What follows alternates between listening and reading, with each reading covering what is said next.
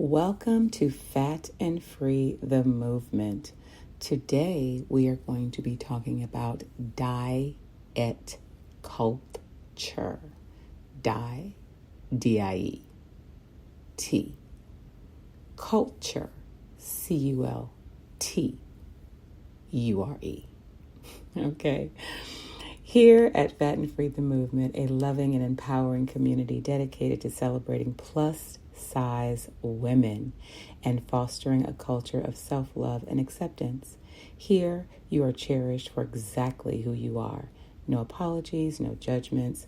This is a safe space where you can share, be vulnerable, and connect with others who understand and support you.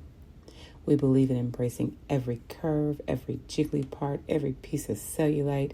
We're celebrating every triumph and nurturing every aspect of your well-being. Join us in reclaiming joy and confidence, free from societal pressures and stereotypes. Together, we redefine beauty on our own terms, proving that happiness and self-worth transcend dress sizes. You are worthy. You are loved, and you belong here. I see you, I feel you, I am you. Let's journey toward freedom together. So today I want to talk about diet culture. No matter where you are in your journey, if you want to lose weight, if you don't want to lose weight, if you want to lose weight but can't, if you want to lose weight but are struggling with weighing on the scale all the time, if you don't want to lose weight, you're fine where you are, but you can't let go of the scale.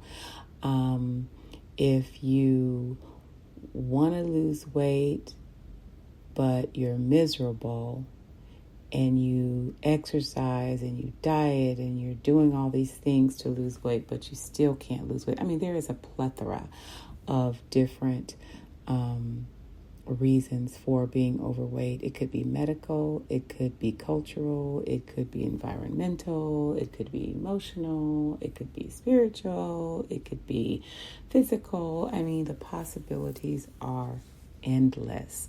So I just want to give you a little bit of a background of why I created this podcast, why I created Fat and Free the Movement. Now, I'm pretty honest with myself and who I am and what I believe.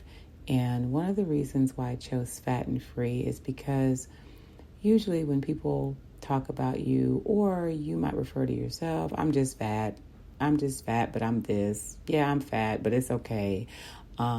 She's fat, he's fat. We say that, but we say it in private, right? We don't want to say it out loud because people might get offended. Oh, you can't say she's fat. You can't say he's fat. You can't say they're fat. Well, then what are they? If they're not thin, then they're fat.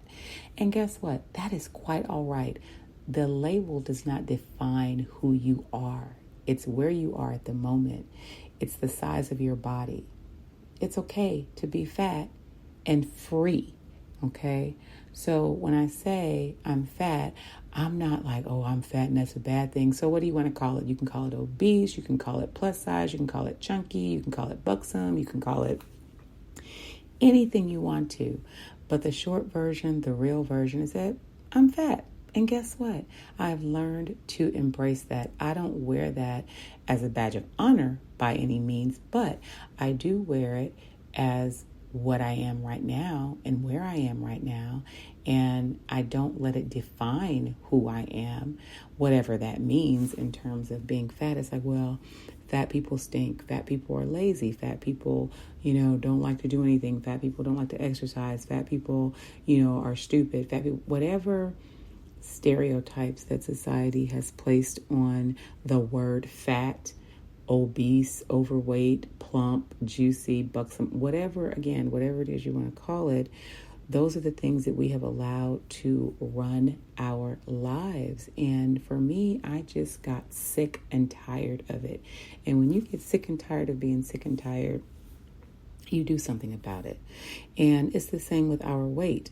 There are many reasons why people are fat, period. And I'm trying to get you to just embrace the term because it's okay. Again, it doesn't define who you are. It doesn't make you any less of a person to say that you're fat. And that's the first thing I want you to understand and be okay with. Like, it is totally okay. So stop beating yourself up about it. It's like, I'm fat. You can say I'm fat and I'm fine. I'm fat and I'm, whatever. Or I'm just fat. It is what it is. We ain't got to put all kinds of other stuff with it. But I digress. So ultimately, what made me want to do this was because I have been overweight most of my life. I was a fat kid. I was fat in junior high and high school. Now, here's the thing about high school. I thought I was fat because during that time, the culture was a size 0 or size 2, maybe size 0 to size 4, maybe 6 is pushing it. They were thin. And if I wasn't that, I was fat, right? Also, my mother was always like a size 6. At the largest, she was a size 8.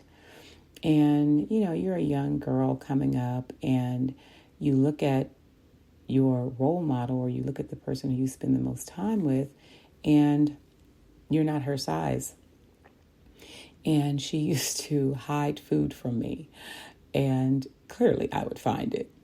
And just a little story. One day she had me cleaning out the freezer. Now, this is when freezers had the top and the bottom, and they would get ice inside the freezer. So every month or so, she would have me to defrost the freezer. How would you defrost the freezer? Well, you turn off the refrigerator and you take a pot of hot boiling water and you empty out the freezer first of all. And then you take a pot of hot boiling water and you sit it inside the freezer. The ice melts.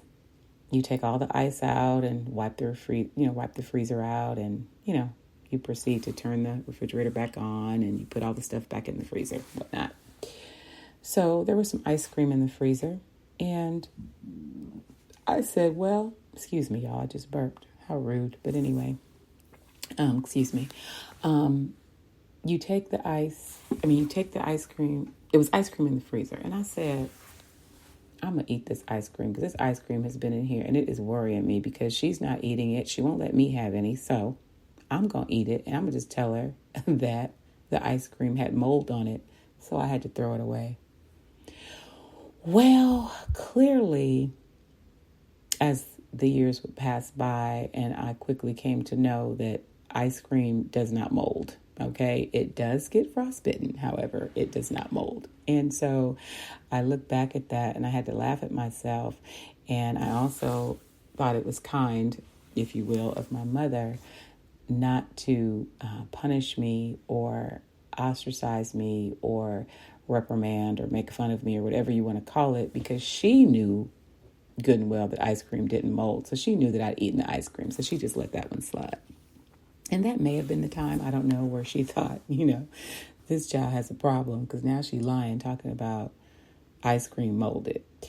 But anyway, she never addressed it and life went on. And, she would continue to hide certain things so that I wouldn't eat them and all that. Even during my younger years in, say, maybe early high school, junior high or whatever, I would stop at the store and get a bunch of junk and, literally a bunch of junk. Like I would pass a donut shop, I would pass a liquor store and an ice cream shop. And I'm telling you, before the day was up, I hit all three of them, either on my way to school or coming back from school. And that was my life. And what I realized during that time, that was a very crucial time in my life. My parents had separated. I didn't think that I was affected by it. But as the years went by and I went through therapy and self-help books and just, trying to find out about myself, I learned that that was a very crucial time. My mother had left my father. My home had been broken up. And therefore, I was behaving or coping with the pain, or I could even say trauma now looking back at it, because my life was uprooted at 10 we came from Ohio to California so that my mother could, have a better life for the both of us, actually, because she was in an abusive relationship at the time. So she did what she had to do as a mom. And I didn't know what was going on, neither did she. She was just trying to live her best life and, didn't know what I was going through. I didn't know what I was going through, but we were just living and getting through it. So I get to high school and, I'm 170 pounds during that time and didn't know that I was not fat. I thought I was, again, looking back at my mom and how thin she was and looking at all my peers in school and, the cheerleaders and everything. And I'm like, wow, like they're really thin. They're like a size 0 to a size 6.